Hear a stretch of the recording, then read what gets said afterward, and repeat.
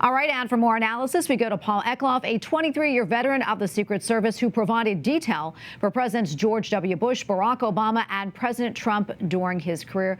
Paul, great to have you back on again. A lot to get to here, but first, I want to get your reaction. Are you surprised that something like this happened again so soon? And also, how do you think the Secret Service responded to the threat on President Trump yesterday? I'm not surprised that it happened. I'm a bit shocked at the timing to come so quickly on the heels of a previous assassination attempt on former President Trump. But as we've seen in society, we've seen it in our schools, we see it in our public places, the rhetoric and the violence is increasing. And in this case, when you have a political grievance and you have what is a relatively soft target at the Trump International Golf Course, we saw an attempted assassination. And make no mistake, it was an attempted assassination that was thwarted by the men and women of the Secret Service as well as local police.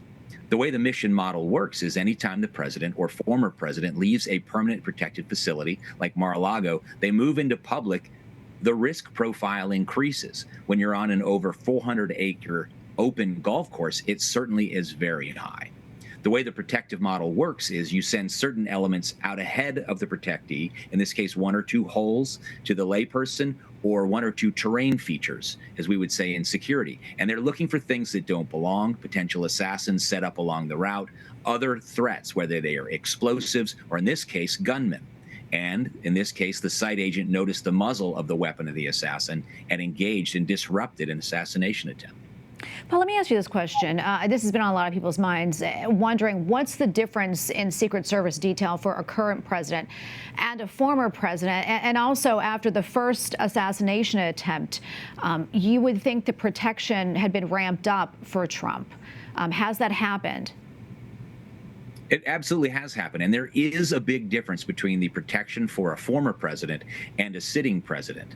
Under normal circumstances, because of the increased threat profile on former President Trump, the threats from Iran and others, the Secret Service had already begun to increase security on former President Trump. On July 13th in Pennsylvania, they had a counter-assault element, and thank goodness they had a counter-sniper element. And what happened since then is President Biden authorized even more security to be provided to former President Trump and other protectees of the Secret Service. Paul, let me ask you this question. What about President Biden and also Vice President Harris, because of these threats that we're seeing right now from former President Trump?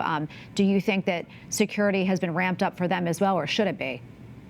Their security has certainly been increased, but as the sitting president and vice president of the United States and falling in line for the line of succession for the presidency, and as well as a role as the commander-in-chief of the U.S. military, there's a lot of embedded security, a lot of embedded military support, a mil aid, keeping him in communication with the command military structure, and other things that are in place to protect a sitting president and vice president. But certainly, with the increased threat spectrum and intelligence that the Secret Service receives from its partners in the intelligence community, that profile has increased.